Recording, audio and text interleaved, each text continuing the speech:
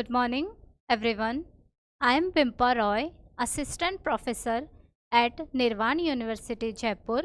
Today, we will discuss about blood and its function. जैसा कि आप सबको पता है, बॉडी के सर्कुलेटिंग सिस्टम में क्या करता है, हमारा ब्लड पूरे शरीर में सर्कुलेट करता है। किसके थ्रू? वेनस और आर्टरी के थ्रू हमारा ब्लड पूरे शरीर में क्या करता है, बहुत क्लोजली सर्कुलेट होता रहता है। तो हम क्या कह रहे हैं कि study of blood is called haematology. Haematology मतलब ब्लड के बारे में हम आज पढ़ेंगे। तो ब्लड क्या है? एक ब्लड है connective fluid, connective tissue. Fluid से मतलब है मेरा कि एक तरल पदार्थ के रूप में पाया जा रहा है हमारे शरीर में ब्लड। आपको मैं बता दूं कि ये जो फ्लूइड कनेक्टिव टिश्यू है, हमारे शरीर में सिर्फ दो ही तरह के फ्लूइड कनेक्टिव टिश्यू पाए जाते हैं। एक होता है ब्लड और दूसरा है लिम्फ। तो आप ये कुछ डायग्राम्स देख पा रहे होंगे। सिरिंज में क्या है? सिरिंज में कुछ ब्लड फिल किए हुए हैं, कुछ डार्किश कलर के हैं और कुछ ब्राइटिश कलर के हैं। तो हमारा फर्स्ट पॉइंट क्या है यहाँ? आर्टरी का जो ब्लड है, आर्टरी में जो ब्लड पाया जाता है वो ऑक्सीजनेटेड ब्लड पाया जाता है और इसी कारण से इसका जो कलर है, आर्टरीज का जो कलर है, आर्टरीज में जो ब्लड का कलर है वो कैसा है? रेडिश ब्राइट कलर का रेड है। और जो हमारे वीनस में ब्लड पाए जा रहे हैं वो थोड़े डार्किश कलर के हैं। क्यों? क्योंकि वो डीऑक्सीजनेटेड है, मतलब इम्प्योर फॉर्म ऑफ ब्लड। आगे है, ब्लड क्या करता है हमारे पूरे शरीर में? ब्लड सर्कुलेट करता है किन किन चीज़ों को? ऑक्सीजन को, कार्बन डाइऑक्साइड्स को और कुछ न्यूट्रिशंस को, हार्मोन्स को और कुछ वेस्ट प्रोडक्ट्स पाए जाते हैं हमारे शरीर में, वो भी थ्रू ब्लड के द्वारा ही क्या करते हैं, वो सर्कुलेट होते रहते हैं।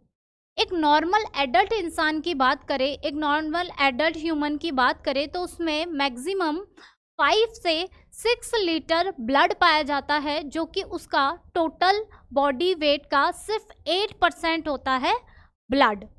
ब्लड का जो टेम्परेचर हमने यहाँ लिखा है वो लिखा है 37 से 38 डिग्री सेंटीग्रेड। क्या है वो? हमारे बॉडी का जो टेम्परेचर है उससे स्लाइटली क्या होता है, वो अपर होता है, जो कि क्या है 38। अब कुछ कैरेक्टरिस्टिक फीचर्स के बारे में बात कर लेते हैं ब्लड के। ब्लड का कलर जो होता है वो हमने अभी अभी पढ़ा है। ब्लड का कलर है कैसा? लाल, रेड कलर का। तो वो क्यों होता है ब्लड का colour red? Presence of haemoglobin. Haemoglobin पाए जाने के कारण जो ब्लड का कलर होता है वो होता है रेड कलर का। ब्लड का वॉल्यूम अभी हमने डिस्कस किया कि 5 से 6 लीटर इन एडल्ट की बात कर रहे हैं हम यहाँ पर। इन एडल्ट में 5 से 6 लीटर ब्लड पाया जाता है। ब्लड की पीएच की बात करें तो ब्लड का पीएच है 7.4। स्पेसिफिक ग्रेविटी है 1.055 से 1.065। यहाँ आप एक चार्ट का फॉर्मेशन देख रहे हैं। यहाँ जो ये चार्ट दिया हुआ है वो क्या है? कॉम्पोजिशंस ऑफ ब्लड, मतलब ब्लड किन किन कॉम्पोजिशंसों से, मतलब ब्लड किन किन पार्ट्स में डिवाइडेड है।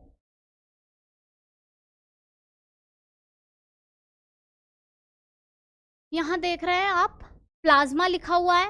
प्लाज्मा क्या है? ब्लड का लिक्विड पार्ट। मैं आपको बता दूं कि ब्लड में कुछ पार्ट्स क्या है हमारे पाए जाते हैं लिक्विड फॉर्म में और कुछ पार्ट्स पाए जाते हैं हमारे सॉलिड फॉर्म में। जो लिक्विड पोर्शन है वो थोड़ा ज़्यादा पाया जाता है, किसके मुकाबले? ब्लड सेल्स के मुकाबले।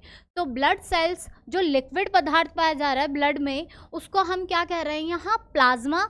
और वो कितना परसेंट है ब्लड का? 55% है वो ब्लड का।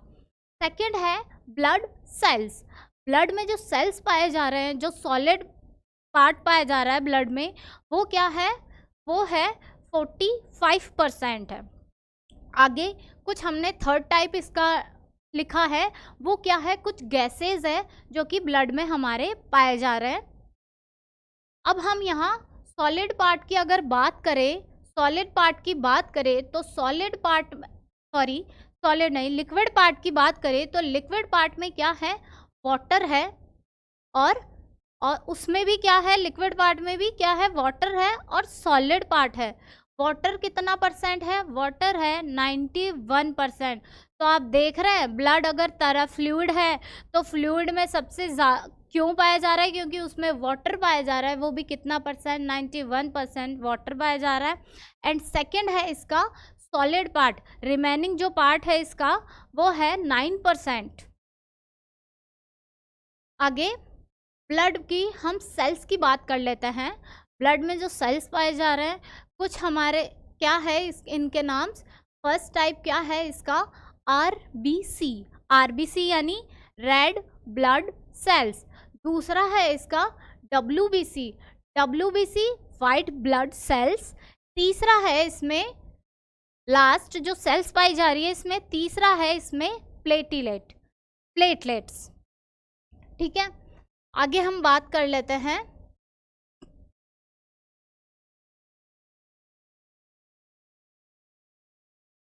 आरबीसी की।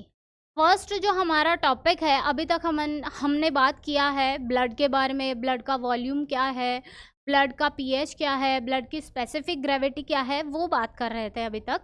अब हम ब्लड्स में जो सॉलिड पार्ट पाया जा रहा है, सॉलिड में जो सेल्स पाई जा रही है, हम उस पार्ट की बात कर लेते हैं। फर्स्ट है हमारा रेड ब्लड सेल्स। हम मेडिकल टर्मिनोलॉजी में रेड ब्लड सेल्स को क्या कहते हैं, एरिथ्रोसाइट। क्या कहते हैं हम ब्लड को, आरबीसी को क्या कह रहे हैं हम यहाँ पर, एरिथ्रोसाइट। एरिथ्रोसाइट जो है रेड ब्लड सेल्स, वो क्या है, हमारे डब्ल्यूबीसी के मुकाबले थोड़ी ज़्यादा मात्रा में पाई जा रही है। और सबसे इसी के कारण क्या होता है, आरबीसी के कारण ही क्या होता है, ब्लड का कलर हमारे शरीर में लाल रंग में पाया जा रहा है। यही पढ़ रहे हैं हम। लाल रंग भी हमने दो तरीके से पाया है, एक तो डार्किश कलर का और एक है थोड़ा ब्राइटिश कलर का, वो हमने डिस्कस कर लिया है। हीमोग्लोबिन के प्रेजेंस के कारण आरबीसी में क्या है हमारे, हीमोग्लोबिन, हीमोग्लोबिन की प्रेजेंस के कारण ब्लड का कलर क्या है हमारे पास, लाल। अब इसके कुछ फीचर्स है, यहाँ देख रहे हैं आप,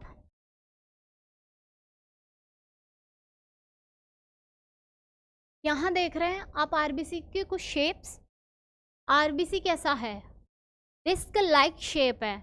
आरबीसी कैसा है, डिस्क लाइक शेप, मतलब कि आरबीसी गोलाकार तो होती है, पर उसके गोलाकार में डिस्क लाइक शेप क्यों बोला गया है, बाई कॉनकेव पाए जाने के कारण।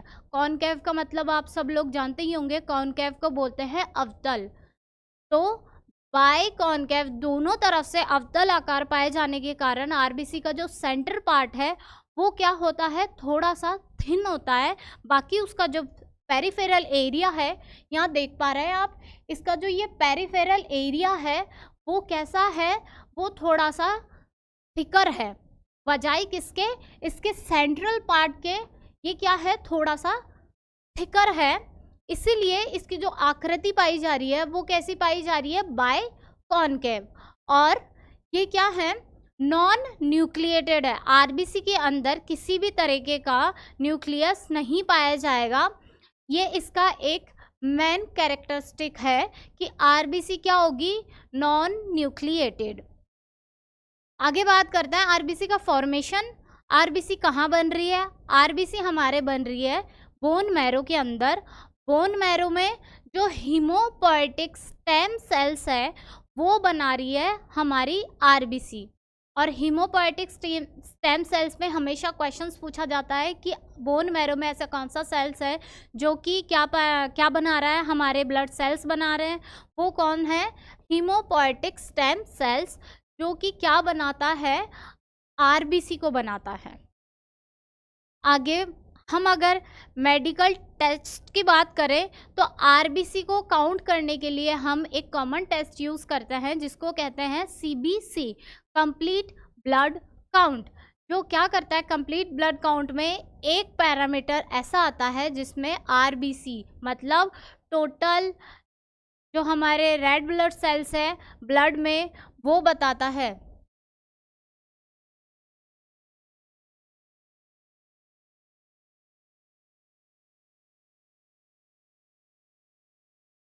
अब हम आरबीसी के कुछ फीचर्स के बारे में पढ़ लेते हैं।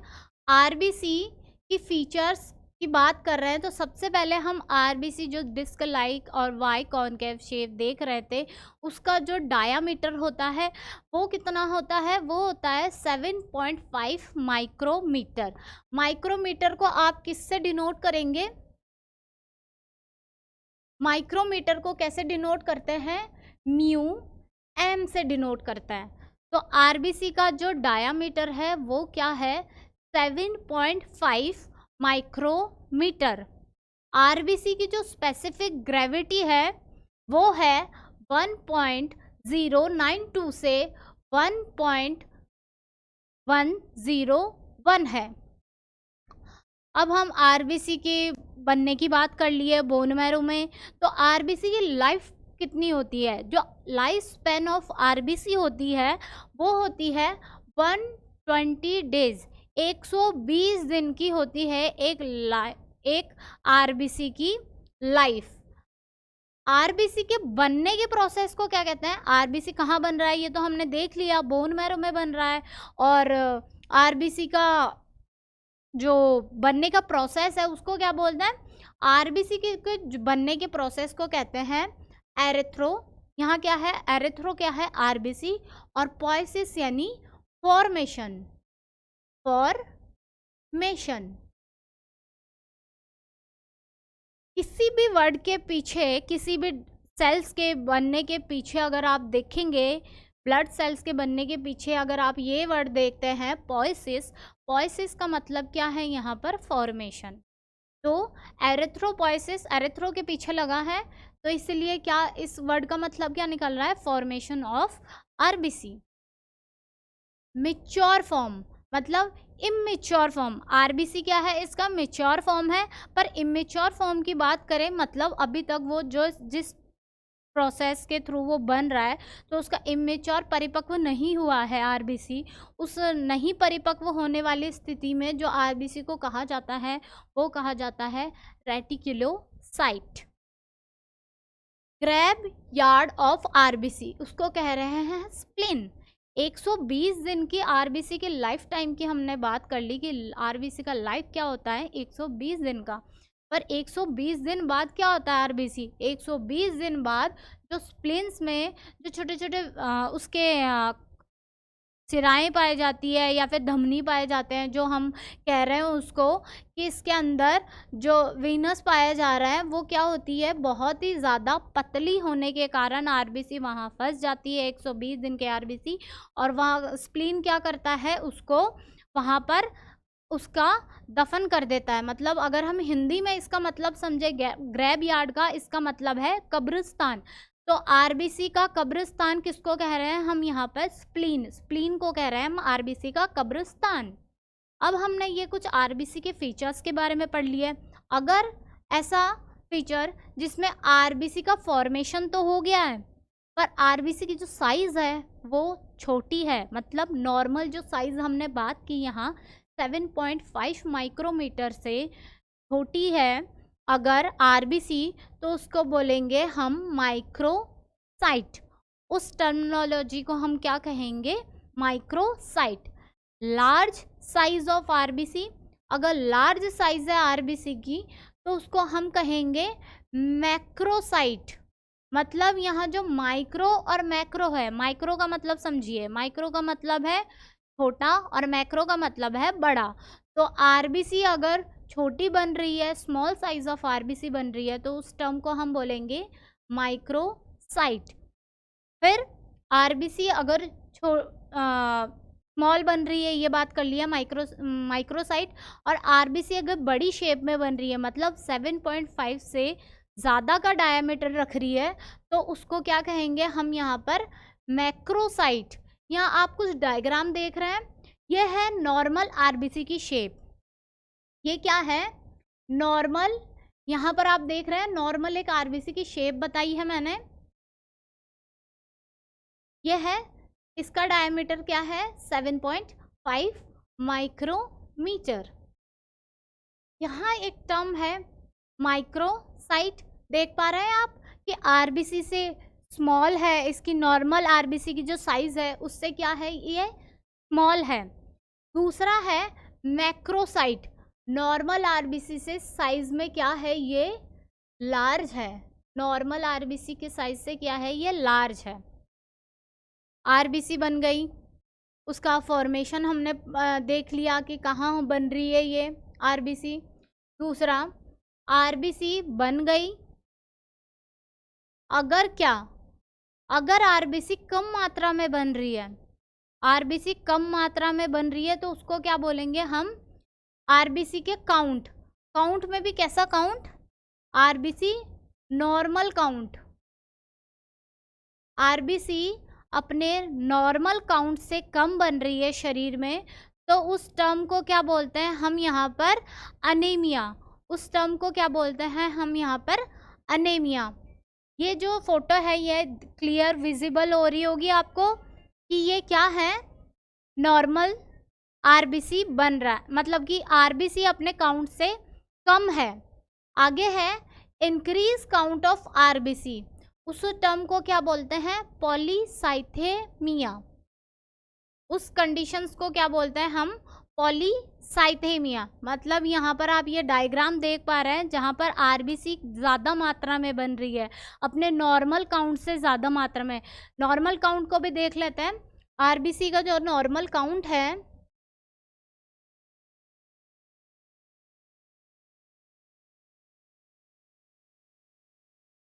आरबीसी का नॉर्मल काउंट, हम नॉर्मल वॉल्यूम में पहुँच चुके हैं।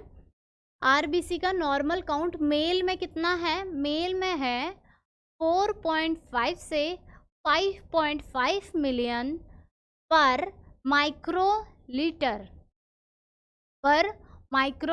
है आरबीसी अगर मेल में बन रही है। तो फीमेल में बन रही है आरबीसी तो क्या कहेंगे, कितनी नॉर्मल वॉल्यूम होगी इसकी, 4 से लेकर 5 मिलियन पर माइक्रोलीटर। इन्फेंट्स में ये थोड़ी ज़्यादा मात्रा में पाई जा रही है। इन्फेंट्स में ये बन रही है 6.6 से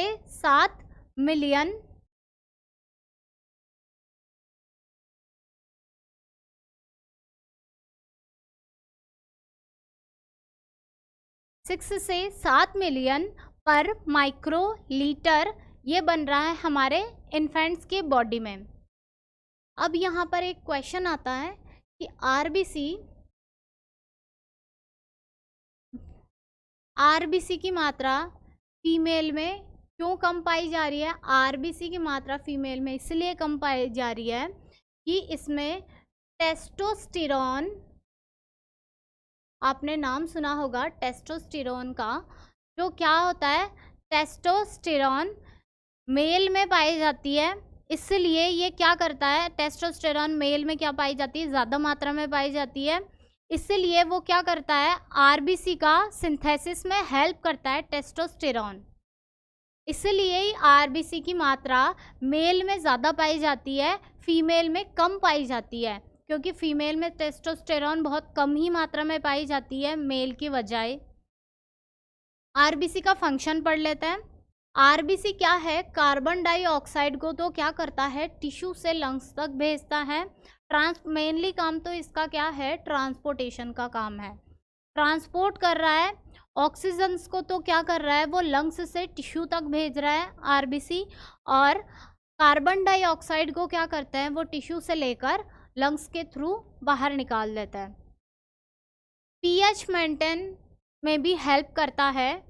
एक ऐसे पीएच मेंटेन से पहले क्या है, एक बफरिंग एक्शन, बफरिंग एक्शंस में क्या करता है, एच भी रेगुलेट करता है H+ आयन की कंसंट्रेशन को, जिससे क्या रहता है, हमारे बॉडी का एसिड और बेस बैलेंस बना रहता है। और हीमोग्लोबिन क्या करता है, कंटिन्यू H+ की आयन को, मतलब जो H+ आयन्स है उसके कंसंट्रेशन को क्या करता है, मेंटेन करके रखता है, जिससे कि ब्लड में एसिड बेस बैलेंस बना रहता है। और लास्ट इसका फंक्शन है ब्लड ग्रुप डिटर्मिनेशन। आपने ब्लड ग्रुप देखा होगा करते हुए टेस्ट, अगर नहीं देखा है तो आरबीसी के क्या होता है, आरबीसी के ऊपर कुछ एंटीजन्स पाए जाते हैं, जैसे ए बी, और एंटीजन्स पाए जा रहे हैं ए बी, और क्या पाया जाता है, एक आरएच फैक्टर। किसमें पाया जा रहा है, वो आरबीसी मतलब रेड ब्लड सेल्स के ऊपर ये एंटीजन्स पाए जाते हैं, जिसके कारण हम ब्लड ग्रुप को क्या कर सकते हैं, डिटर्मिनेशन कर सकते हैं।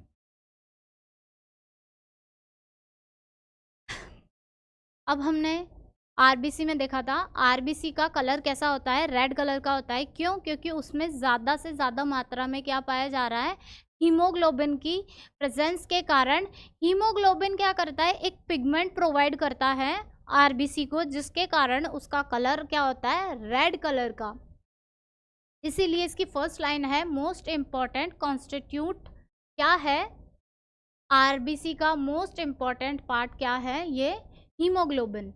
हीमोग्लोबिन क्या कर रहा है, उसको रेड कलर प्रोवाइड कर रहा है, किसको, आरबीसी को रेड प्रोवाइड कर रहा है। जो हीमोग्लोबिन का हम देख लेते हैं एज अ मेल फीमेल और इन्फेंट्स में कितनी मात्रा में पाई जा रही है। जो मेल में कितनी मात्रा में पाई जा रही है, 14 से 18 ग्राम पर डीएल।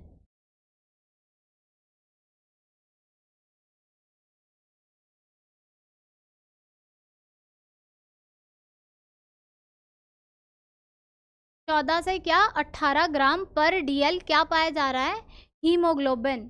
फीमेल में कम मात्रा में, क्योंकि आरबीसी भी कम मात्रा में पाई जा रही थी, इसलिए हीमोग्लोबिन भी फीमेल में कैसा पाया जा रहा है, कम मात्रा में पाया जा रहा है, 12 से 16 ग्राम पर डीएल। इन्फेंट्स में हम वहाँ भी यही देख रहे थे, इन्फेंट्स में आरबीसी की मात्रा ज़्यादा पाई जा रही थी, इसलिए मतलब इन्फेंट्स में कितनी मात्रा पाई जा रही है, 18 से 23 ग्राम पर डीएल। अब हम हीमोग्लोबिन का स्ट्रक्चर पढ़ लेते हैं। हीमोग्लोबिन क्या है, एक कॉन्जुगेटेड प्रोटीन है, मतलब एक प्रोटीन का कॉम्प्लेक्स भाग है, जो जिसका वेट कितना होता है, 6800 डाल्टन, 68,000 डाल्टन क्या होता है, इसका मॉलिक्यूलर वेट होता है हीमोग्लोबिन का।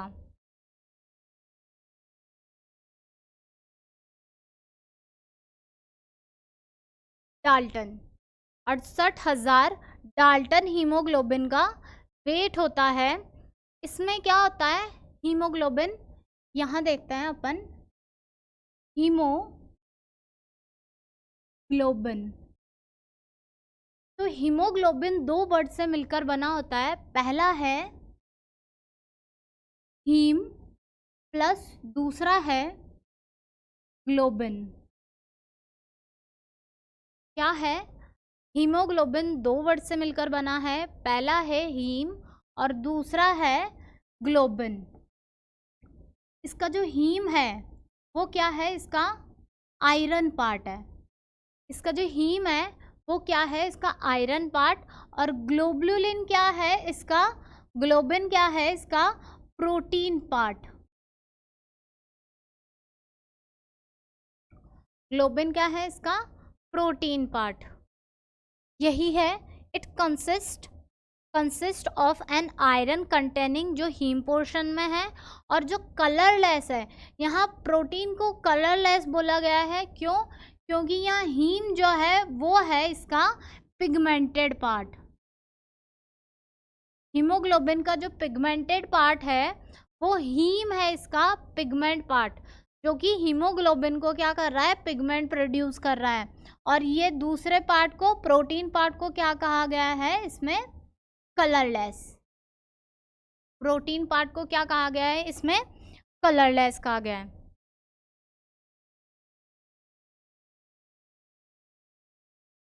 Haem is the pigment portion. यही बात आ गई कि हीम क्या है, इसका पिगमेंट पोर्शन है, जो क्या है, कौन से क्लास से बिलोंग करता है, ये पोरफायरिन क्लास से ये क्या करता है, हीम बिलोंग करता है। Globin molecule has 4 polypeptide chain. अब जो हमने ग्लोबिन प्रोटीन पार्ट पढ़े थे, प्रोटीन पार्ट जो हमने पढ़ा, एडल्ट के अंदर क्या है, 4 टाइप में क्या पाया जाता है, पॉलीपेप्टाइड चेन पाया जाता है। प्रोटीन किसका बना होता है, पॉलीपेप्टाइड चेन से मिलकर बना होता है।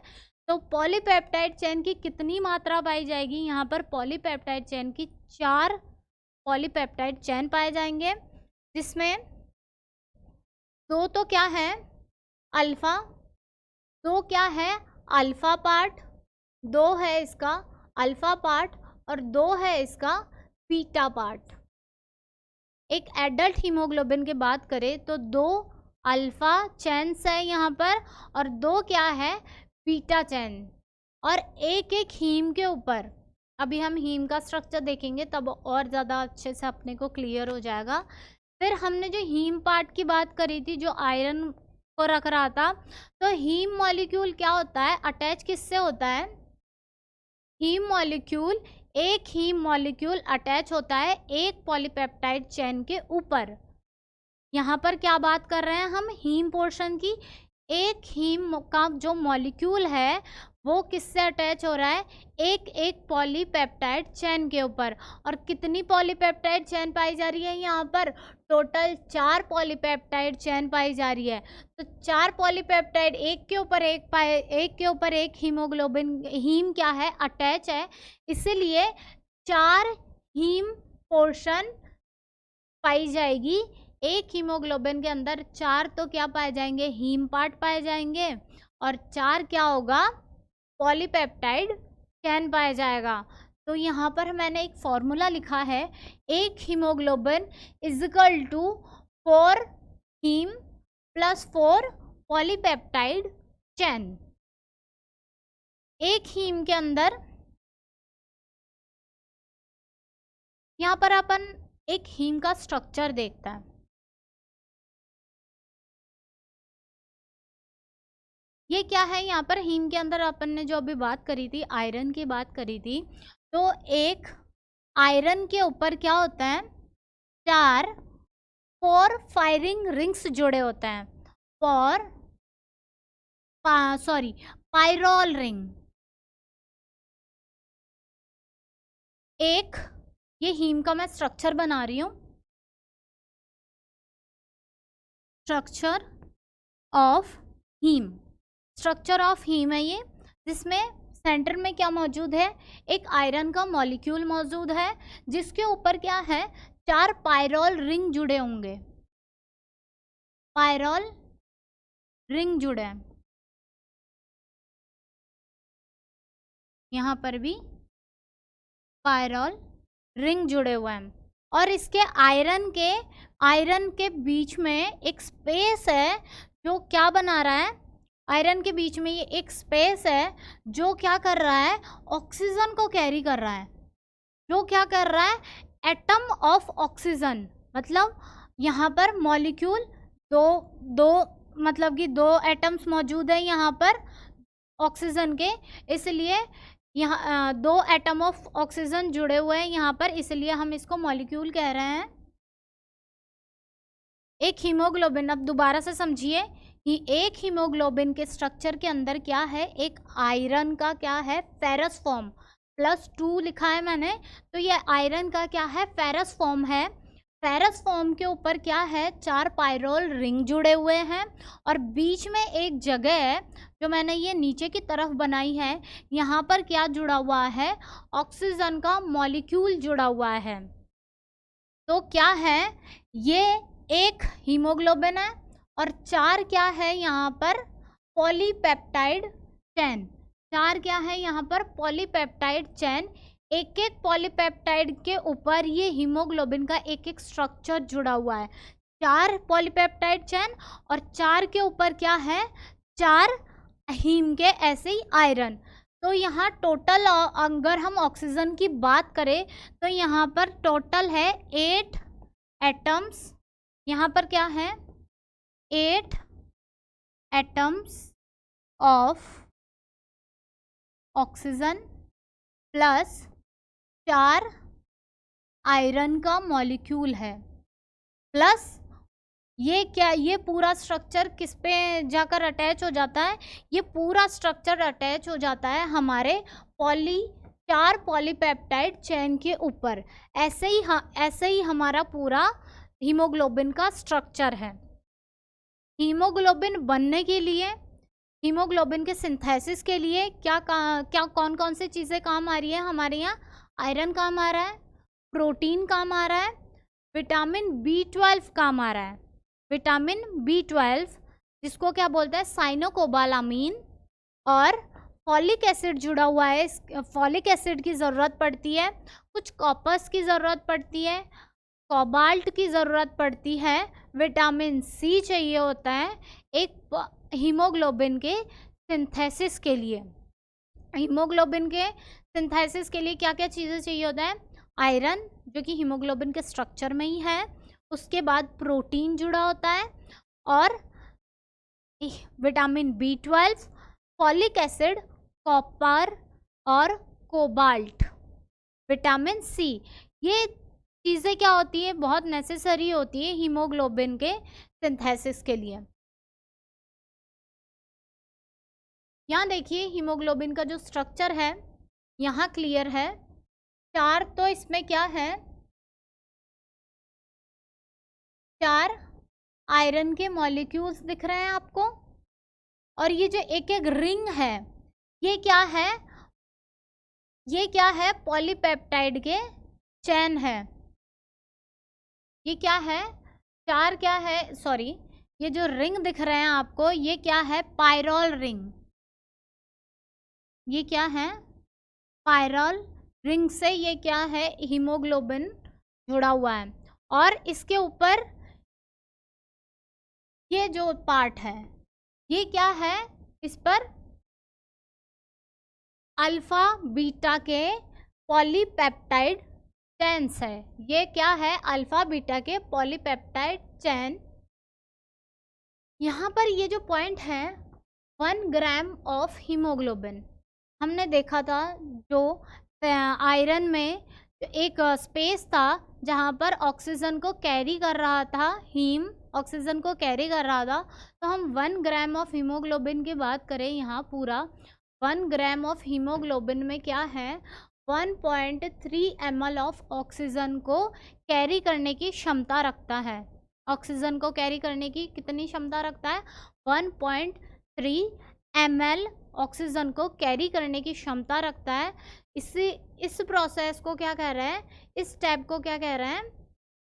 Oxygen carrying capacity of haemoglobin. Oxygen को कितना कैरी कर सकता है एक हीमोग्लोबिन। हीमोग्लोबिन अब कितने टाइप के होते हैं ये देख लेते हैं अपन। हीमोग्लोबिन 2 टाइप के होते हैं, एक होता है एडल्ट हीमोग्लोबिन और एक है फीटल हीमोग्लोबिन। एडल्ट हीमोग्लोबिन को किससे डिनोट कर रहा है? Capital H, small b, capital A। अगर कहीं पर भी आप बुक्स में देखते हैं, अगर कहीं पर भी अगर HB कैपिटल A लिखा हुआ है, इसका मतलब क्या है? हीमोग्लोबिन। कौन से हीमोग्लोबिन की? एडल्ट हीमोग्लोबिन की बात की जा रही है। सेम वैसे ही अगर HbF लिखा हुआ है, HbF लिखा हुआ है तो वो क्या होता है? वो फीटल हीमोग्लोबिन होता है। अब इसकी स्ट्रक्चरल डिफरेंस की बात कर लेते हैं। एडल्ट हीमोग्लोबिन का जो एक ही पॉइंट से ये क्या होता है? अलग होता है फीटल हीमोग्लोबिन से। एडल्ट हीमोग्लोबिन की अभी तक अपन बात कर रहे हैं तो 2 क्या है? अल्फा चैन, और 2 क्या है इसमें? बीटा चैन। 2 तो क्या है इसमें? अल्फा चैन, और 2 है बीटा चैन। ये किसका है? Adult haemoglobin. ये है एडल्ट हीमोग्लोबिन। और फीटल हीमोग्लोबिन जो है वो है गामा, 2 गामा और 2 बीटा के चैन जुड़े हुए चैन है इसमें प्रेजेंट।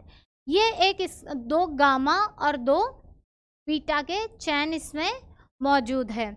ये तो हो गया इसका स्ट्रक्चरल डिफरेंस। अब इसका फंक्शनल डिफरेंस देख लेते हैं। जो फीटल हीमोग्लोबिन है वो ऑक्सीजन को क्या करता है? कैरी करने की क्षमता ज़्यादा होती है बजाय किसके? एक एडल्ट हीमोग्लोबिन के। इसीलिए जो क्या कहेंगे इस टर्म को हम फीटल हीमोग्लोबिन मोर एफिनिटी, मोर ज़्यादा एफिनिटी रखता है ऑक्सीजन को कैरी करने की बजाय एक एक एडल्ट हीमोग्लोबिन के। अब एक चीज़ और यहाँ मैं बताना चाहूँगी कि जो एडल्ट अब हमने ये तो पढ़ लिया कि 2 टाइप के होते हैं हीमोग्लोबिन, एडल्ट और क्या फीटल हीमोग्लोबिन। तो फीटल जो हीमोग्लोबिन है, फीटल जो हीमोग्लोबिन है वो कब से कौन से स्टेज तक पाई जाएगी? वो पाई जाएगी मदर वॉर्म से, मदर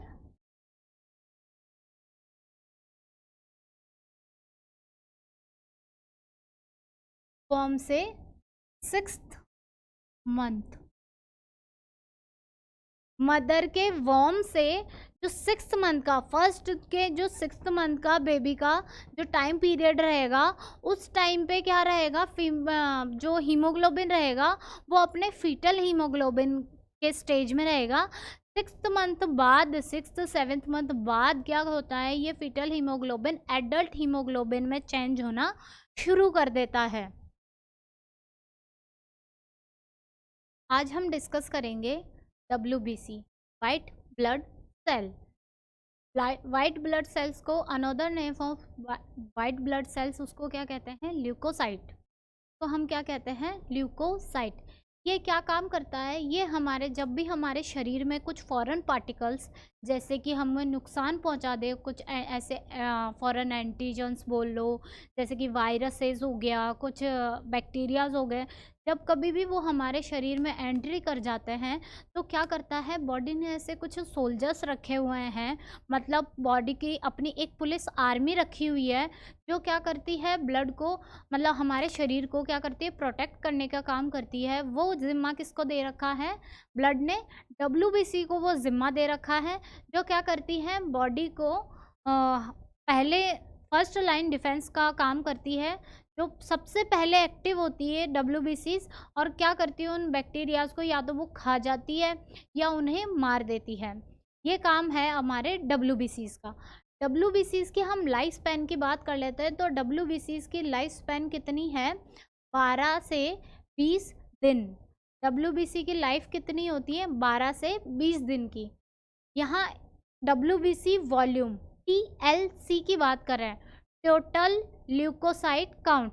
यहाँ TLC क्या है, टोटल ल्यूकोसाइट काउंट, मतलब WBC का टोटल वॉल्यूम कितना है, 4000 से 11000 पर माइक्रोलीटर, 4000 से 11000 पर माइक्रोलीटर। फॉर्मेशन ऑफ WBC के फॉर्मेशन को क्या कहते हैं, ल्यूकोपोइसिस। मैंने बताया था RBC के क्लास में कि पोइसिस वर्ड किसके पीछे किसके लिए यूज़ किया जाता है, फॉर्मेशन के लिए यूज़ किया जाता है। तो यहाँ पर ब्लड सेल्स बन रहे हैं, ल्यूकोसाइट्स बन रही है, तो इस प्रोसेस को क्या बोलेंगे हम, ल्यूकोपोइसिस। इंक्रीज WBC काउंट, इंक्रीज मतलब WBC की जो नॉर्मल वॉल्यूम है, अगर नॉर्मल वॉल्यूम से ज़्यादा मात्रा में किसी कंडीशंस में पाए जाते हैं, बॉडी कंडीशन किसी पेशेंट के कंडीशंस में पाया जा रहा है कि WBC ज़्यादा बन रही है शरीर में, तो इस टर्म को अपन क्या कहते हैं, इस टर्म को कहते हैं ल्यूकोसाइटोसिस। इस टर्म को क्या कहेंगे हम, leukocytosis. Decrease WBC count, decrease WBC count उस कंडीशंस में बोलते हैं जिस कंडीशंस में WBC का जो काउंट होता है वो नॉर्मल काउंट से क्या हो जाएगा, अपना जो नॉर्मल काउंट है, लोअर काउंट 4000, उससे कम हो जाने पर उस कंडीशंस को क्या बोलेंगे, देखिए ये कम कितना भी हो सकता है। अगर मैं बात करूं कि कितना वॉल्यूम कम हो जाएगा, नॉर्मल वॉल्यूम से अगर कम हो जाएगा WBC, तो उस कंडीशंस को क्या बोलेंगे हम, ल्यूकोपीनिया। उस वर्ड को क्या कहेंगे हम, ल्यूकोपीनिया। WBC अपने मॉर्फोलॉजी के अकॉर्डिंग, अब हमने ये WBC की सारी हमने कैरेक्टरिस्टिक पढ़ ली है, अब हम पढ़ते हैं WBC का जो मॉर्फोलॉजी है। WBC बेसिकली दिखती कैसी है, होती कैसी है, तो डब्ल्यूबीसी की जो मॉर्फोलॉजी है वो दो पार्ट में डिवाइड है। एक तो है ग्रेनुलोसाइट और दूसरा है ए ग्रेनुलोसाइट। यानी ग्रेनुलोसाइट का मतलब है कुछ ऐसे डब्ल्यूबीसी जो अपने साइटोप्लाज्म में क्या रखते हैं, छोटे छोटे ग्रेन्यूल्स रखते हैं, उसको बोलते हैं ग्रेनुलो। उस टाइप के डब्ल्यूबीसी को क्या कहेंगे हम, ग्रेनुलोसाइट्स। और कुछ डब्ल्यूबीसीज ऐसे हैं हमारे ब्लड में जो क्या करते हैं, अपने साइटोप्लाज्म यानी एक सेल के अंदर का जो लिक्विड पदार्थ है उसको साइटोप्लाज्म कह रहे हैं। तो उस साइटोप्लाज्म में अगर ग्रेन्यूल्स के पार्ट्स नहीं पाए जाएंगे तो ऐसे डब्ल्यूबीसीज क्या कहलाएंगे, ए ग्रेनुलोसाइट्स।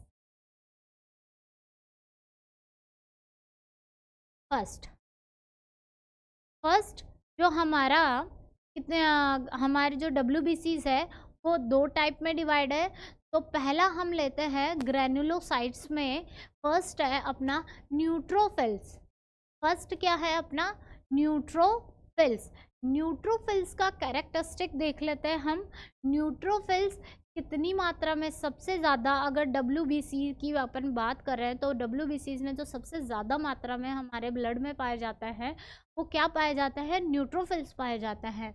तो वो कितनी मात्रा में पाई जा रही है, 50 से 70%, 50 to 70% क्या पाया जा रहा है हमारा डब्ल्यूबीसी में न्यूट्रोफिल।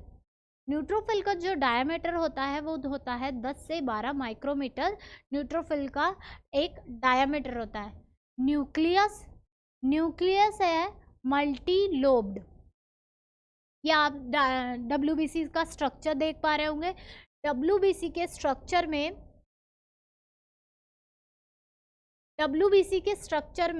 डब्ल्यूबीसी का जो डायमीटर होता है वो आपने देख लिया 10 से 12 माइक्रोमीटर।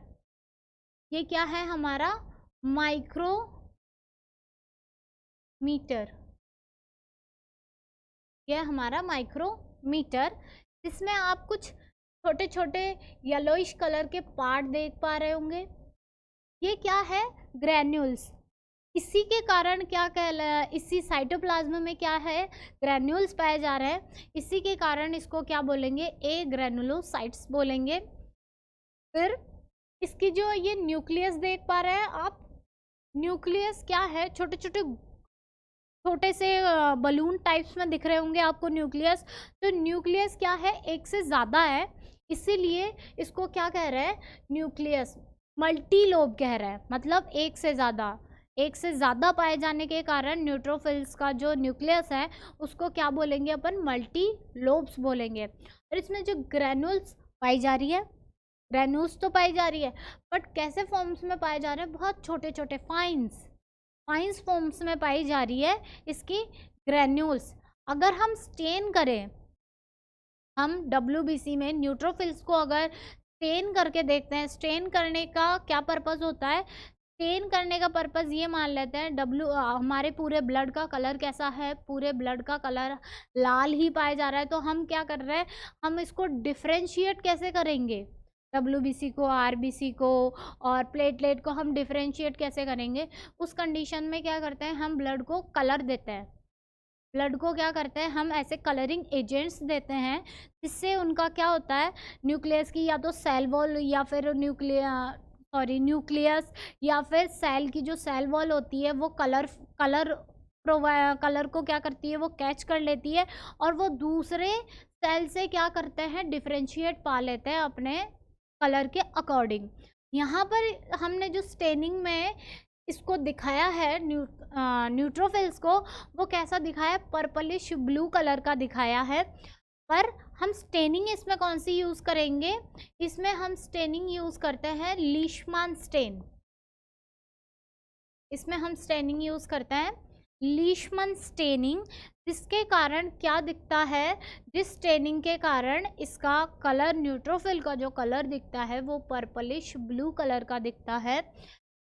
इसकी जो लाइफ स्पैन होती है, न्यूट्रोफिल की जो लाइफ स्पैन होती है वो कितनी होती है, 2 से 5 दिन के। न्यूट्रोफिल्स की जो लाइफ होती है वो होती है 2 से 5 दिन की। अब हम एक यहाँ पर जो मैंने एक डायग्राम दिखाने की कोशिश की है वो है एक 3D डायग्राम है। अगर हम यहाँ एक स्लाइड रखी है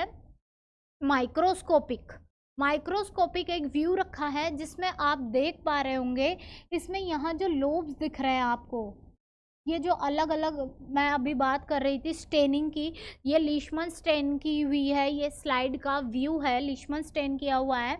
इसमें आप ये छोटे छोटे पार्ट्स देख पा रहे होंगे जो कि आरबीसी है, ये आरबीसी है। बट इसमें जो बड़े बड़े आपको नज़र आ रहे हैं सेल्स, ये क्या है, WBCs है। तो WBC मैंने क्या कहा है, न्यूट्रोफिल्स कैसी दिखती है, मल्टी लोब। यहाँ आप देख पा रहे होंगे इसके जो न्यूक्लियस के अंदर के जो लोब्स है वो क्या है, एक से ज़्यादा है। ये एक स्लाइड व्यू हो गया। अब इसकी फंक्शन की बात की जाए, फंक्शन क्या होता है, न्यूट्रोफिल्स क्या काम करती है, फर्स्ट लाइन डिफेंस। मतलब जब भी हमारे शरीर में कोई बैक्टीरियल इन्फेक्शन होगा, मतलब हमारे शरीर के अंदर हमारे ब्लड में क्या एंटर कर जाएंगे, फॉरिजन पार्टिकल्स, मतलब बैक्टीरिया एंट्री कर जाएंगे, तब क्या करेगा, WBC न्यूट्रोफिल को एक्टिव कर देगा और उसको सबसे पहले जो सेल एक्टिव होगी उस एंटीजन के प्रति वो कौन सी होगी, न्यूट्रोफिल्स। इसीलिए इसको क्या कहा गया है, इसको कहा गया है फर्स्ट लाइन डिफेंस कहा गया है। वो कैसे करती है, जैसे न्यूट्रोफिल्स एक्टिव हो गई और वो फैगोसाइटोसिस करती है। फैगोसाइटोसिस का मतलब है, ब्रैकेट में लिखा है मैंने, इनगल्फिंग प्रोसेस। मतलब बैक्टीरिया को क्या करते हैं, पहले तो बैक्टीरिया को खा जाते हैं वो, और फिर उसको डिग्रेडेशन कर देते हैं और सेल्स से उसको निकाल देते हैं। इसी प्रोसेस को किसी भी बैक्टीरिया को खाने की प्रोसेस को क्या कह रहे हैं हम साइंटिफिक टर्म में, इनगल्फ कर रहा है, मतलब इनगल्फ कर रहा है, खा ले रहा है। और इस प्रोसेस को क्या कह रहा है, फैगोसाइटोसिस। इस प्रोसेस को क्या बोलते हैं अपन, फैगोसाइटोसिस। अब ये है हमारा सेकंड, इओसिनोफिल। सेकंड है इओसिनोफिल। ये हम ब्लड में कितना परसेंट है, 1 to 4%। WBCs का क्या है, 1 से 4% मात्रा में ही पाई जा रही है। इसका जो ये डायामीटर है, इसका जो डायामीटर है वो क्या है, इसका डायामीटर है 10 से 14 माइक्रोमीटर। इसमें ग्रैन्यूल्स पाई जा रही हैं। आप देख रहे हैं, अगर न्यूट्रोफिल की से तुलना की जाए तो इसमें जो ग्रैन्यूल्स है वो थोड़े बड़े बड़े दिख रहे हैं। इसके जो ग्रैन्यूल्स है वो कैसे दिख रहे हैं आपको, थोड़े बड़े बड़े दिख रहे हैं, फाइन स्ट्रक्चर्स नहीं दिख रहे हैं, लार्ज स्ट्रक्चर।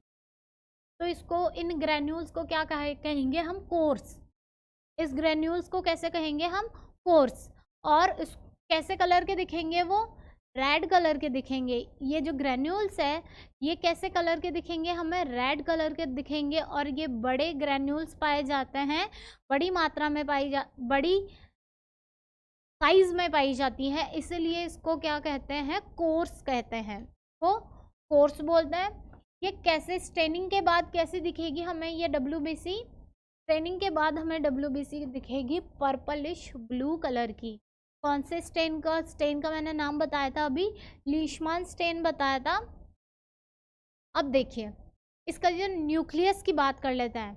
इसके जो न्यूक्लियस है, आप डंबल शेप के कुछ देख पा रहे हैं, कुछ डंबल शेप के, जैसे कि चश्मा मान लेते हैं।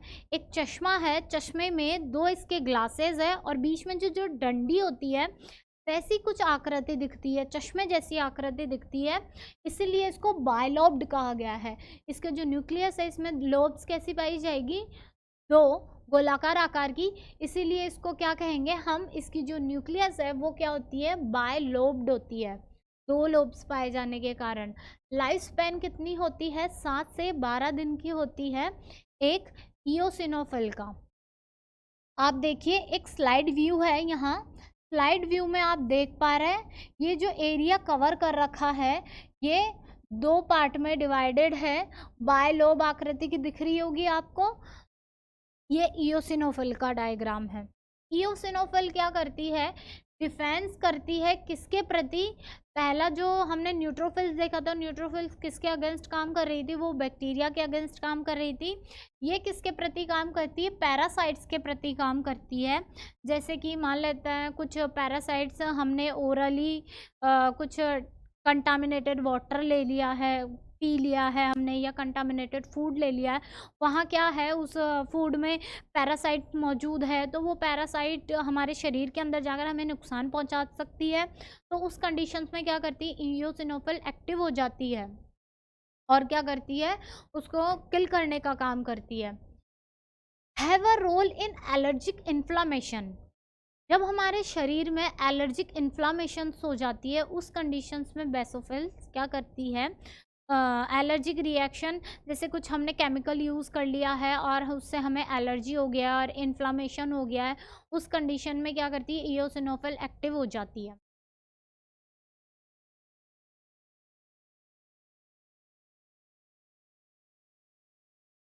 अब है बेसोफिल। थर्ड जो ग्रैनुलोसाइट्स की बात कर रहे हैं, थर्ड ग्रैनुलोसाइट है बेसोफिल।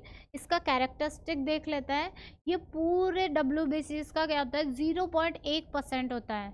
ये WBCs का क्या होता है? 0.1% होता है। इसका जो डायामीटर होता है ये न्यूट्रोफिल के बराबर ही होता है, 12 से 14 माइक्रोमीटर, सॉरी 10 से 12 माइक्रोमीटर इसका जो डायामीटर है।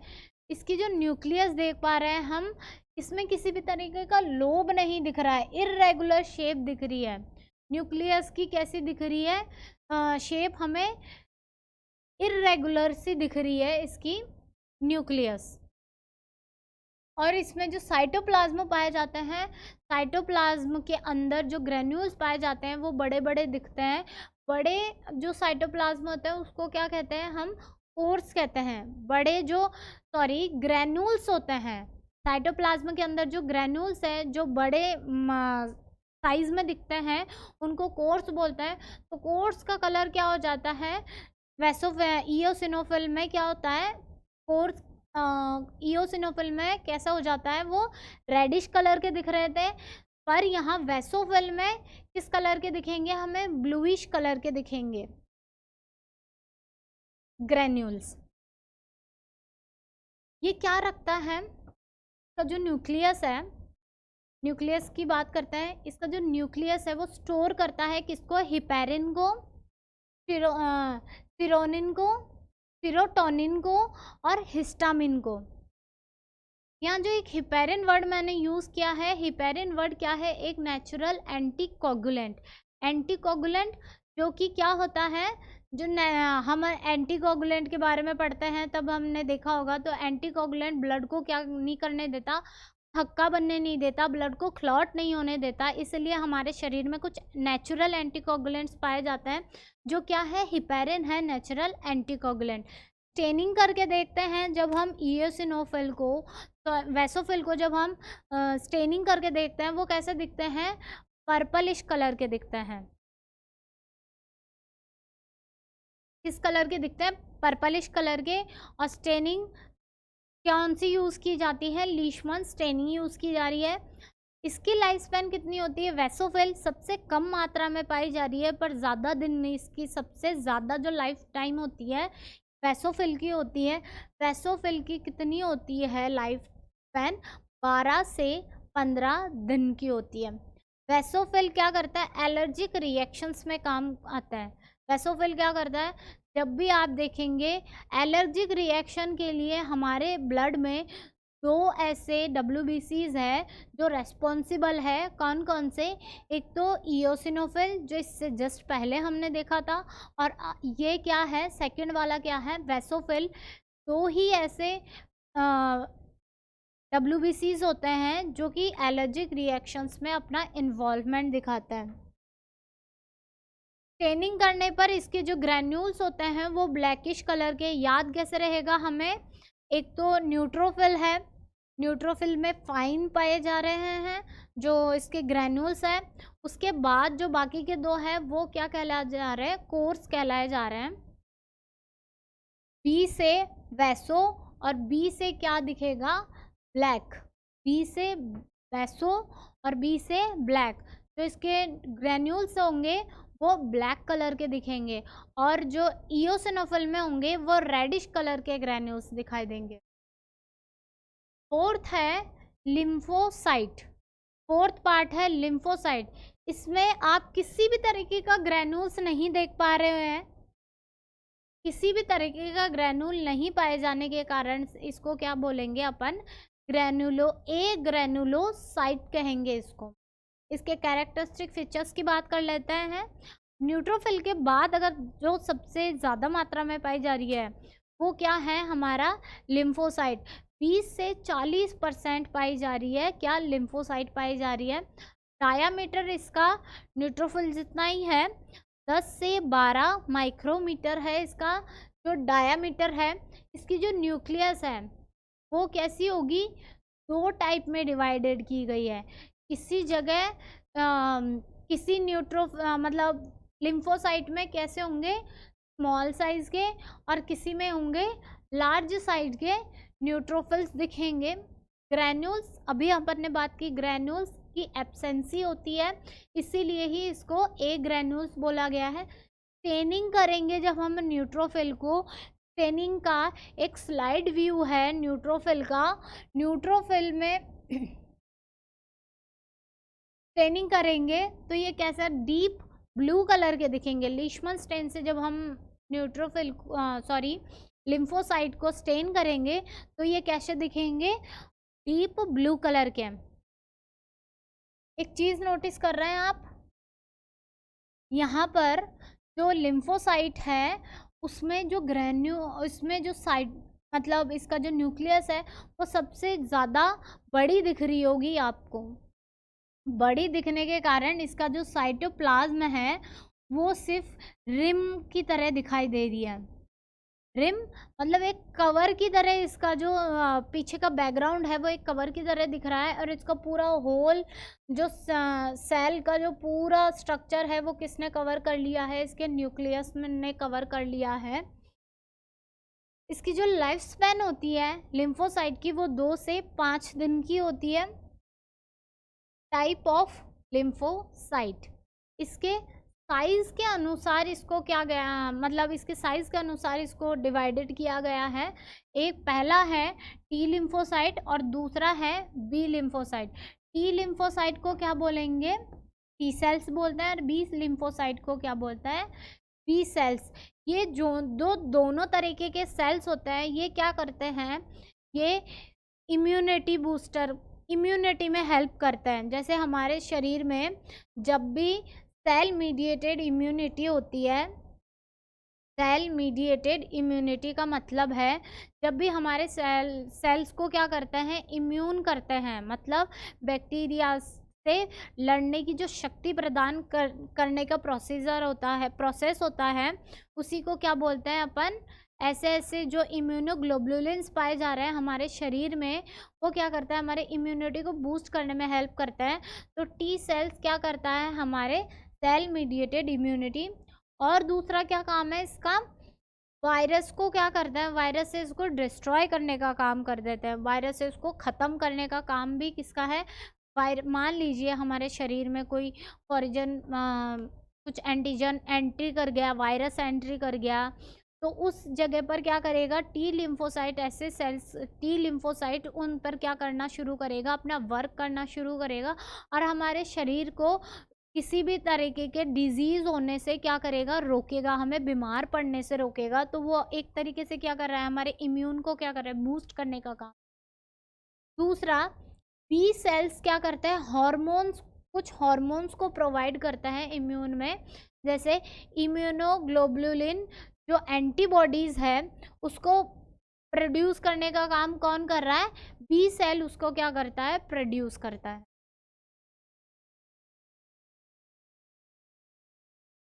लास्ट और फाइनल जो WBC है वो है हमारा मोनोसाइट। लास्ट क्या है हमारा, मोनोसाइट। 2 से 8% की मात्रा पाई जाती है पूरे टोटल WBC का, 2 से 8% मात्रा किसकी है, मोनोसाइट की। इसका जो डायामीटर है सबसे ज़्यादा बड़ा है, मोनोसाइट क्या है, जितने भी सारे हम WBCs पढ़ रहे हैं, मोनोसाइट क्या है, सबसे बड़ी है, जो सेल साइज की सेल साइज सबसे ज़्यादा लार्ज है। इसका जो न्यूक्लियस है वो किस शेप में पाया जाएगा, किडनी शेप्ड में। इसका न्यूक्लियस किस शेप्ड में पाया जाएगा, किडनी शेप। देख पा रहे हैं आप, या फिर यूं कह ले हॉर्स शू, यानी घोड़े का जो शू होता है, उसका पैर के नीचे जो उस पहने रहता है शू, उसके आकार की होती है, कुछ इस तरीके के आकार की। हाँ, हमारा किडनी भी इसी तरीके के शेप का होता है। और क्या होगा, ये पूरे सेल में क्या होता है, एक तरफ बनी होती है, मतलब ये सेल के सेंटर में नहीं पाया जाएगा, WBC के सेल के सेंटर में नहीं पाया जाएगा, किसी एक तरफ सटी हुई रहेगी। किस ग्रैन्यूल्स की, ग्रैन्यूल्स तो एब्सेंट है ही, इसलिए इसको ए ग्रैनुलोसाइट सेल्स बोला गया है। ब्लूइश वॉयलेट कलर की, स्टेन में कैसे दिखते हैं ये, ब्लूइश वॉयलेट कलर की। अब हम ये देख लीजिए एक, अब हम इतने सारे 5 टाइप के हमने क्या पढ़ लिए, WBC पढ़ लिए, 5 टाइप के हमने WBC पढ़ ली है, जिसमें कुछ जो ग्रैन्यूल्स रखते हैं, कुछ ए ग्रैन्यूल्स रखते हैं। अब हम इसको याद कैसे रखेंगे, याद करने का जो तरीका है, ग्रैन्यूल्स जितने भी तरीके के फिल्स लगे हुए हैं, जब जिस WBCs के पीछे क्या होता है, फिल्स लगे हुए हैं, वो किस में डिवाइड किए गए हैं, वो ग्रैन्यूल्स में किए गए हैं। और जो साइट वाले वर्ड है, जो क्या है साइट वाले वर्ड है, वो किस में डिवाइड किए गए हैं, ए ग्रैनुलोसाइट। जैसे कि फिल्स में कौन कौन से हैं, न्यूट्रोफिल, वैसोफिल और इओसिनोफिल। तो फिल वाले कौन से हैं, फिल वाले हैं ग्रैन्यूल्स, जो कि ग्रैन्यूल्स को रखते हैं, वो ग्रैनुलोसाइट फिल्स। अब याद करने में आपको इजी हो जाएगा। और जो साइट है, साइट में कौन से, मोनोसाइट और लिम्फोसाइट, मोनोसाइट और लिम्फोसाइट, वो कौन से टाइप के हैं, एग्रेनुलस में, जिसमें किसी भी तरीके का ग्रैन्यूल नहीं पाया जा रहा है। मोनोसाइट क्या करते हैं, first line of defence bacterial infection के लिए हमने क्या देखा था, कौन था, न्यूट्रोफिल था। Second line of defence bacterial infection के लिए कौन है, मोनोसाइट है। मोनोसाइट एक और काम करता है, जब भी हमारे शरीर में घाव हो जाता है, तो उस घाव को क्या करता है, भरने का काम करता है, मतलब टिश्यू को रिपेयर करने का काम किसका है, टिश्यू को रिपेयर करने का काम है मोनोसाइट का। अब हमने लार्ज अमाउंट और स्मॉल अमाउंट हमने देख लिया था WBC का, कि उसको क्या बोल रहे थे, ल्यूकोसाइटोसिस, जिसमें इंक्रीज हो जाता है, डिक्रीज हो जाता है, उसको ल्यूकोपीनिया बोल रहे हैं। पर एक कंडीशन ये है, ब्लड कैंसर, ब्लड जो कैंसर होता है, ब्लड का कैंसर, उसमें WBC की क्या हो जाती है, WBC का कंट्रोल क्या, मतलब ग्रोथ जो होता है वो अनकंट्रोल होता है, और एबनॉर्मल साइज ऑफ WBC दिखती है उसमें। मतलब जो WBC की जो मात्रा होती है वो कितनी, WBC की मात्रा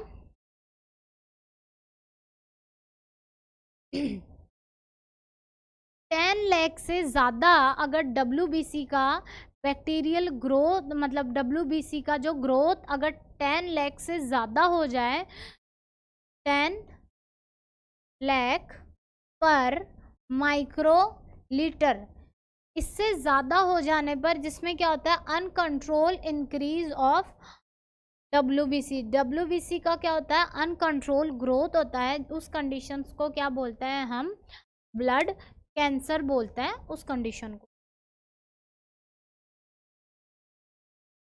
अब यहाँ आप एक प्रोसेस देख पा रहे होंगे कि WBC क्या करता है, मैंने एक मैं न्यूट्रोफिल्स पढ़ा रही हूँ, तब मैं आपको बता रही थी एक वर्ड कि न्यूट्रोफिल में एक ऐसा वर्ड फैगोसाइटोसिस पढ़ाया था मैंने, कि वो क्या करता है, बैक्टीरिया को क्या करता है, खा जाता है, इनगल्फ कर लेते हैं। तो एक बैक्टीरिया आया,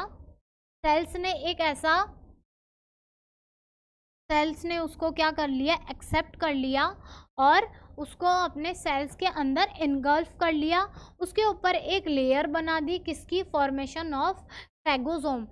उस बैक्टीरिया के ऊपर एक लेयर बन गई है और वो क्या कर रहे हैं, धीरे धीरे उस बैक्टीरिया को क्या कर रहे हैं, डिस्ट्रॉय करने का काम कर रहे हैं। और लास्ट में क्या करते हैं, उसको एक्सोसाइटोसिस मतलब सेल से बाहर फेंकने का काम कर रहे हैं, डिस्ट्रॉय कर देने के बाद।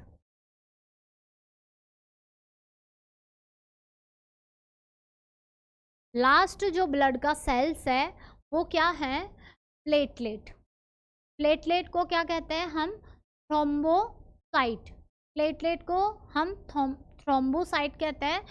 प्लेटलेट, अगर हम ब्लड सेल्स को देखते हैं तो ब्लड सेल्स में जो सबसे स्मॉलेस्ट सेल होती है वो कौन सी होती है, प्लेटलेट।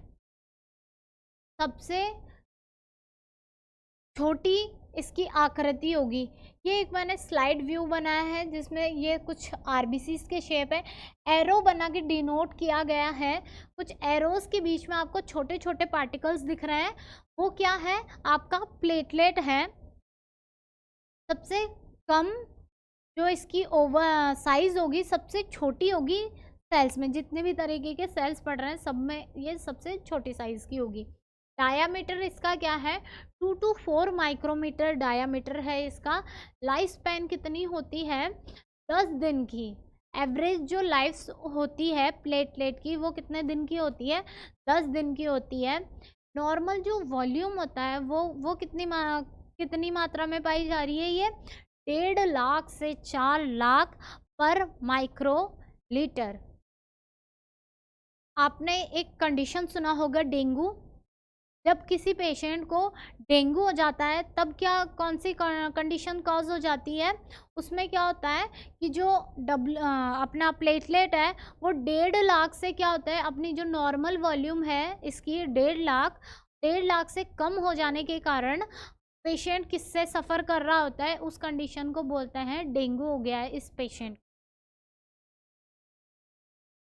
अब कम में कितनी भी कम हो सकती है, पर आपसे अगर कोई पूछता है कि कितनी कम होनी चाहिए कि उस पेशेंट को बोला जाएगा कि इस पेशेंट को डेंगू हो गया, 1.5 लाख से अपने नॉर्मल वॉल्यूम से कम हो गया है, इसलिए उस कंडीशन को क्या साइंटिफिक वर्ड में क्या कहते हैं, उस कंडीशन को डेंगू। न्यूक्लियस इसमें एब्सेंट होती है, सिर्फ WBCs ही है जो अपने अंदर न्यूक्लियस रखती है, पर आरबीसी और प्लेटलेट अपने अंदर न्यूक्लियस को नहीं रखती। फॉर्मेशन ऑफ प्लेटलेट, प्लेटलेट के फॉर्मेशन को क्या बोलते हैं, थ्रोम्बोपोइसिस। फिर पोइसिस वर्ड आया है यहाँ पर, तो क्या मतलब है कि फॉर्मेशन होना, किसका फॉर्मेशन हो रहा है, यहाँ प्लेटलेट का फॉर्मेशन हो रहा है। लो काउंट ऑफ प्लेटलेट, इसको क्या कहते हैं, थ्रोम्बोसाइटोपीनिया। पीनिया वर्ड ल्यूकोपीनिया पढ़ा था हमने, सेम यहाँ पर पीनिया मतलब कम हो जाना अमाउंट ऑफ जो भी सेल्स है उसका। लो अमाउंट ऑफ प्लेटलेट क्या कहला रहा है, थ्रोम्बोसाइटोपीनिया। हाई काउंट मतलब जो प्लेटलेट है वो ज़्यादा मात्रा में जब पाई जाएगी, ज़्यादा मात्रा में ब्लड बना देगा, उस कंडीशन को क्या बोलते हैं, थ्रोम्बोसाइटोसिस।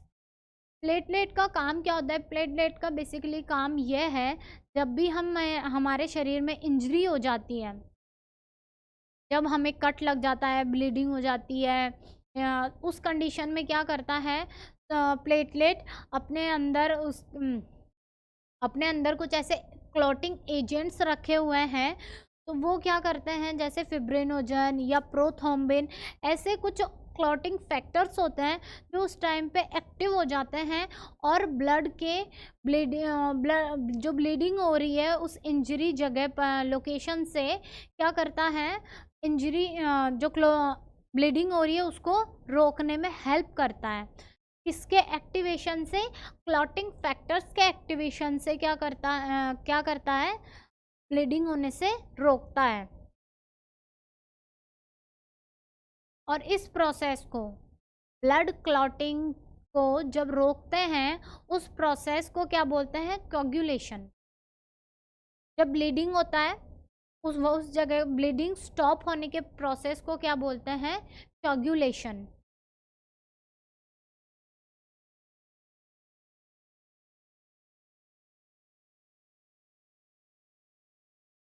पूरा अभी तक डिस्कस किया है, क्या डिस्कस किया है, WBC, RBC और प्लेटलेट को। ये क्या है, ब्लड में पाए जाने वाले सेल्स थे।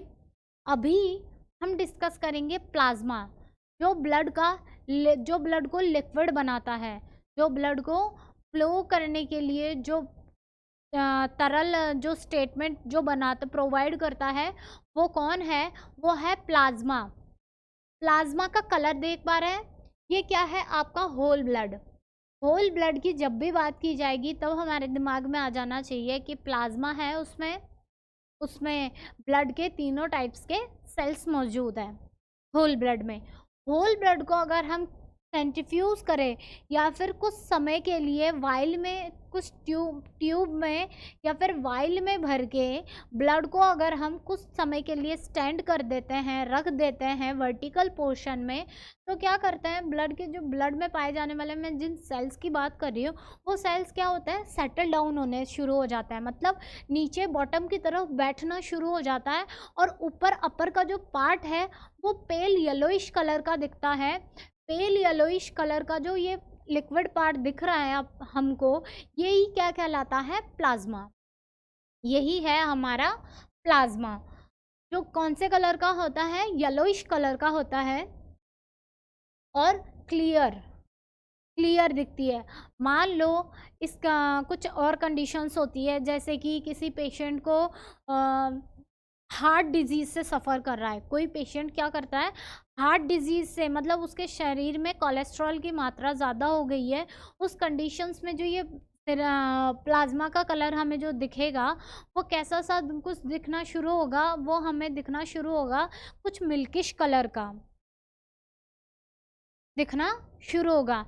या फिर किसी पेशेंट को जॉन्डिस है तो उस कंडीशंस में हमें प्लाज्मा का कलर कैसा दिखेगा, उस कंडीशन में प्लाज्मा का कलर स्लाइट ऑरेंजिश की तरफ चला जाएगा, ऑरेंजिश कलर की तरफ चला जाएगा। तो प्लाज्मा या फिर हम सीरम को अगर आइडेंटिफिकेशन कर सकते हैं, थोड़ा सा आइडेंटिफिकेशन कर सकते हैं इसके कलर को देखकर। वॉल्यूम कितना होता है प्लाज्मा का वॉल्यूम होता है 8%। कितना क्या पाया जा रहा था बॉडी में, ब्लड 8% पाया जा रहा था, पूरे बॉडी वेट का 8% पाया जा रहा था। पर यहाँ 8% में से 5% पूरा क्या है, प्लाज्मा ही है। 5% क्या है पूरे बॉडी का, 5% है प्लाज्मा।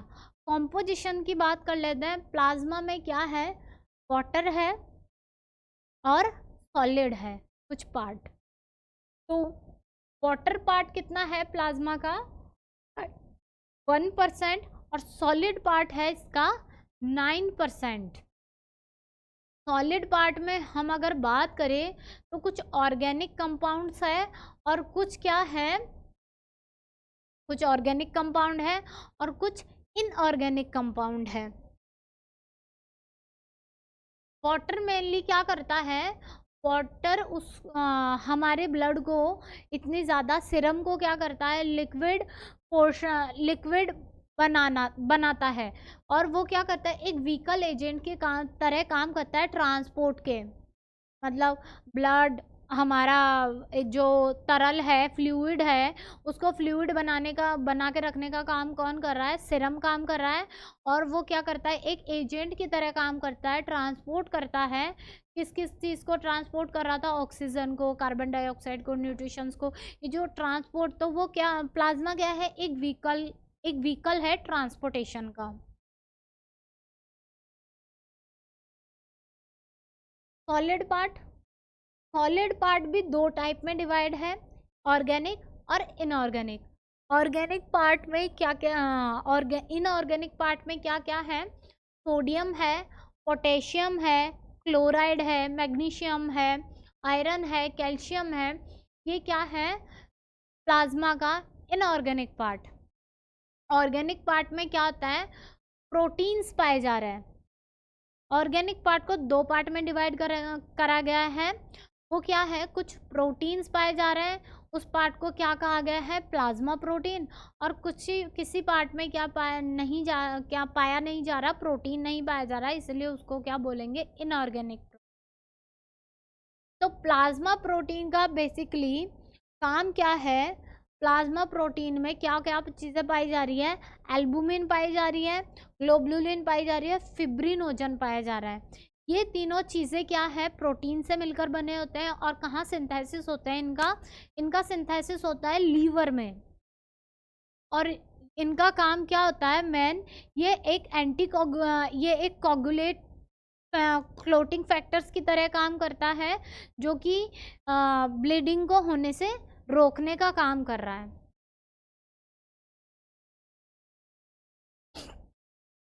नॉन प्रोटीन पार्ट में क्या क्या चीज़ें इंक्लूड है? जैसे कि कुछ फैटी एसिड, कुछ कोलेस्ट्रॉल, कुछ शुगर। ये क्या है? इसका नॉन प्रोटीन पार्ट है। यूरिया, फैटी एसिड या फिर यूरिक एसिड। प्लाज्मा का काम क्या है? कोagulation ऑफ ब्लड। फिब्रिनोजन पाया जा रहा था प्लाज्मा में, तो ये फिब्रिनोजन ब्लड लॉस होने से रोकता है। क्लोटिंग फैक्टर है एक ये, तो ये ब्लड लॉस होने से रोकता है। Defence mechanisms of blood. Gamma जो ग्लोबुलिन है वो क्या करता है? एंटीबॉडीज बनाता है।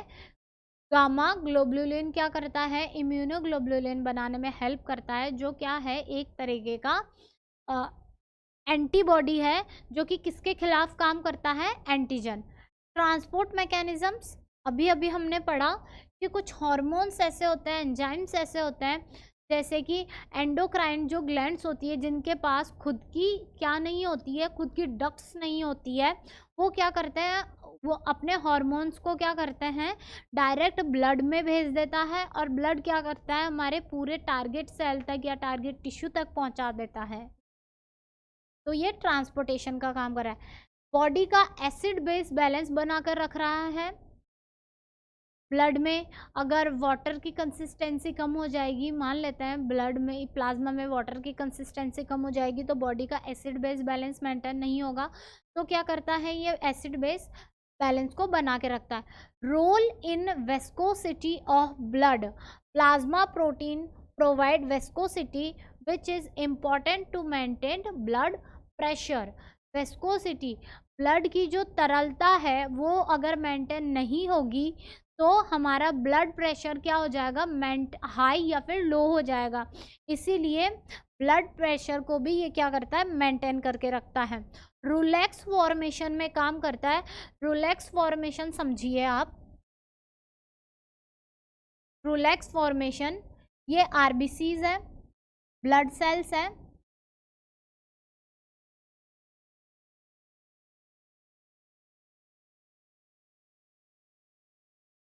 एक के ऊपर एक क्या है? ये सेटल डाउन है।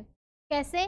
जैसे हम कॉइन का एक ढेर बना देते हैं, एक साइज के कॉइन ले लेते हैं, सिक्के, उनका सिक्कों का एक ढेर बना देते हैं, वैसे सा एक फॉर्मेशन वैसे सा एक ब्लॉक बन रहा है, जिसको क्या कहते हैं? रूलेक्स फॉर्मेशन।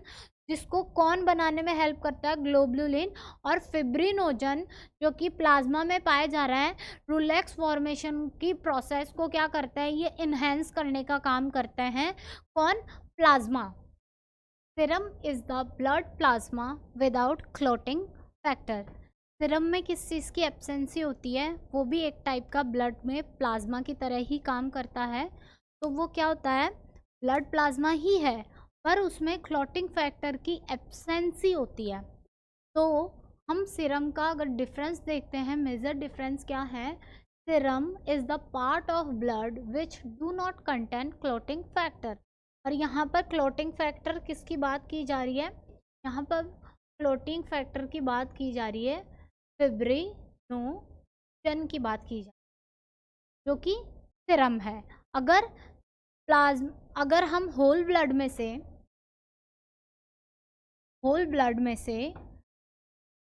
HB होल ब्लड में से माइनस कर देंगे इसको, क्लॉटिंग फैक्टर्स को, यानी क्लॉटिंग फैक्टर्स को, तो हमारे पास क्या आ जाएगा, क्लॉटिंग फैक्टर्स को माइनस कर देंगे तो हमारे पास आ जाएगा सीरम। और होल ब्लड में प्लस कर दे हम क्लॉटिंग फैक्टर को, तो वो क्या है, प्लाज्मा।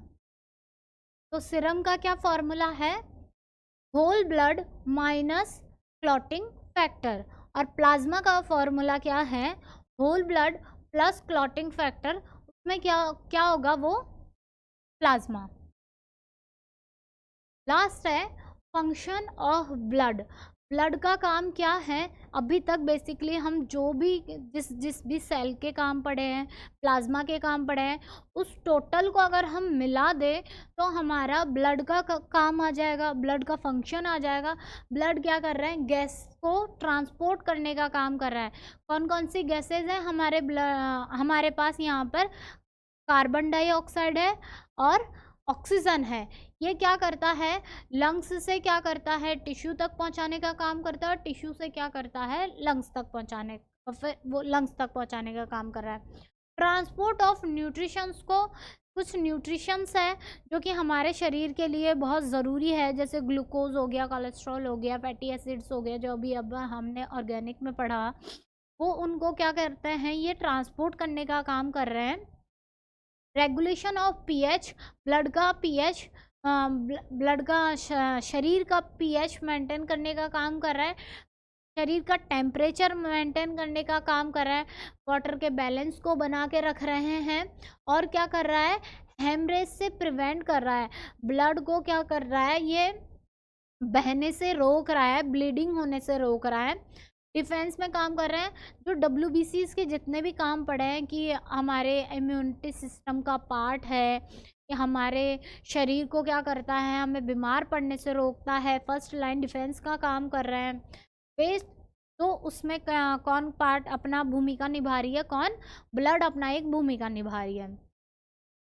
एक्सक्रीशंस ऑफ वेस्ट प्रोडक्ट्स को क्या करता है, एक्सक्रीशंस करने का काम कर रहा है, मेंटेन कर रहा है, एसिड बेस के बैलेंस को मेंटेन कर रहा है, और ब्लड के वेस्कोसिटी जो हमने पढ़ा था, ब्लड के क्या कर रहे हैं, वो ब्लड के प्रेशर को मेंटेन करके रख रहा है, blood pressure. Thank you for watching.